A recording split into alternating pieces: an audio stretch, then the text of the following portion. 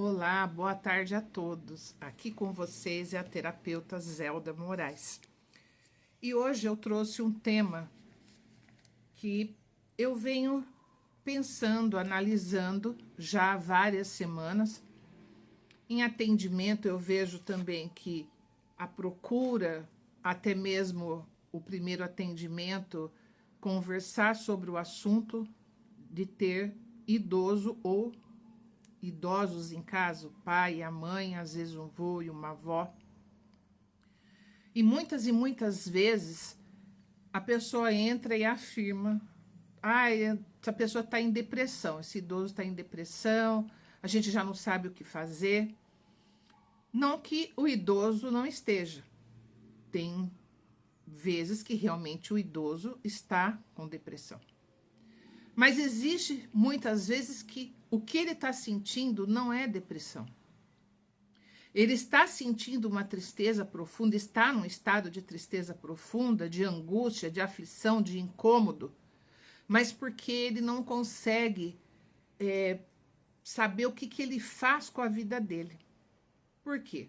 Porque muitas vezes esse idoso veio de uma condição onde ele trabalhou em roça, onde ele trabalhou em área rural, aonde um menino, uma menina, nessas condições, em épocas antigas, décadas de 50, 60, 70, com 8, 9 anos, eles já tinham o que fazer.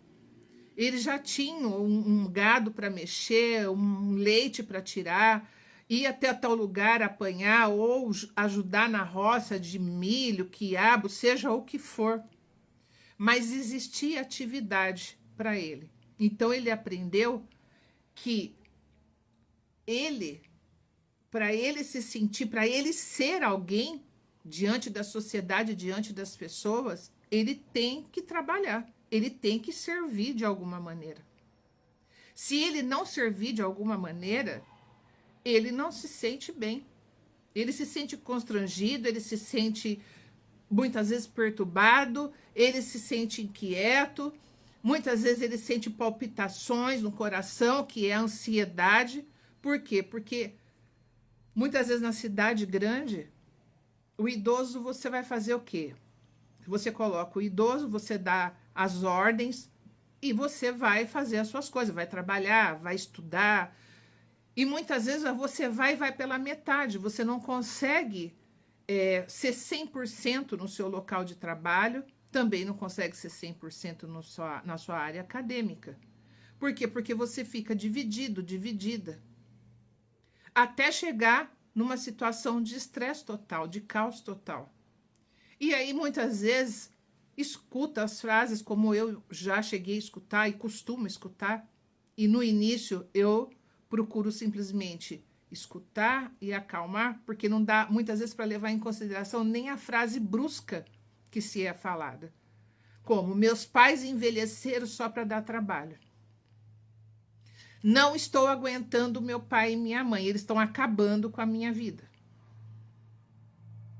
Já não sei mais o que faço, mas tudo isso, muitas vezes, numa raiva muito grande, numa perturbação muito grande, num caos total.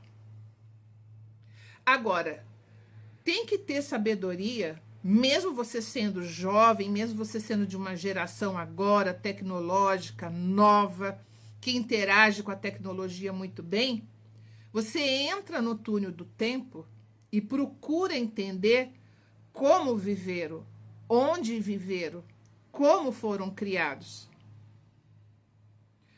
Eu vou trazer exemplo meu. Eu, aos 9 anos, eu estava pronta para brincar, toda feliz. A minha mãe, nesse dia, entrou na minha frente e me disse: você não acha que você está bem grandinha para estar brincando? Eu, na tua idade, trabalhava nas fazendas.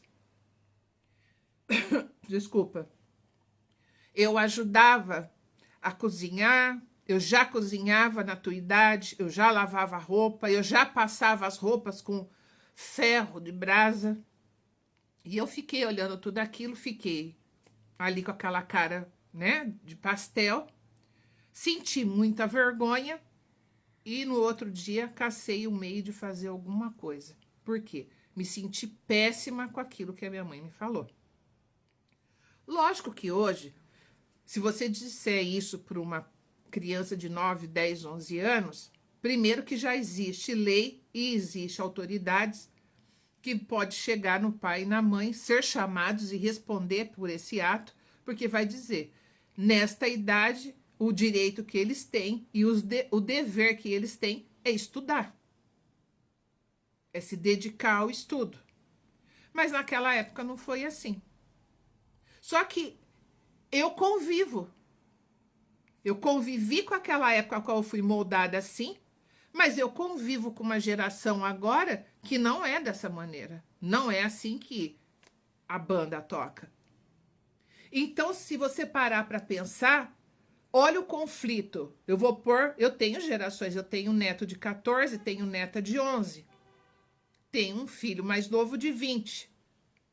Só que muitas e muitas vezes eu olho e penso, gente, como esse povo é parado. Como esse pessoal é acomodado. Só que daí eu busco entender que, por exemplo, olha como tem uma diferença muito grande. Vou dar um outro exemplo. Na época de se fazer um bolo, lá atrás, você ia fazer para sua casa bolo, um doce, a comida, uma macarronada, um frango assado, tudo isso. Que hoje você faz o quê? Liga e pede. O que a gente vai comer hoje? Ah, pede um frango no fulano. Ah, liga no cicrano, vê se ele tem maionese e macarrão. Ou liga numa churrascaria, pede para encomendar o almoço e a churrascaria entrega. Mas há tempos atrás não foi assim. Para se comer uma macarronada, olha a diferença. Eu, que nasci em São Paulo, se comprava o macarrão no mercado e fazia em casa. Mas cidades pequenas, em lugares menores e menos adiantado, eles faziam o macarrão em casa. Então, para se comer o macarrão, tinha que começar cedo o negócio. Porque tinha que se fazer, cortar, pendurar, uma série de coisas para se fazer. Eu já tive conflito? Tive. Porque eu fui acostumada a ir no mercado comprar o que você precisa e levar para sua casa e fazer. Mas a minha mãe veio já de uma situação onde não foi assim. Tinha que se produzir na sua própria casa. A infância dela, tudo era feito. Hoje a gente vai no hortifruti e compra ali a salada, uma salsinha, um cheiro verde. Não, gerações atrás, não. Gerações atrás tinha horta em casa.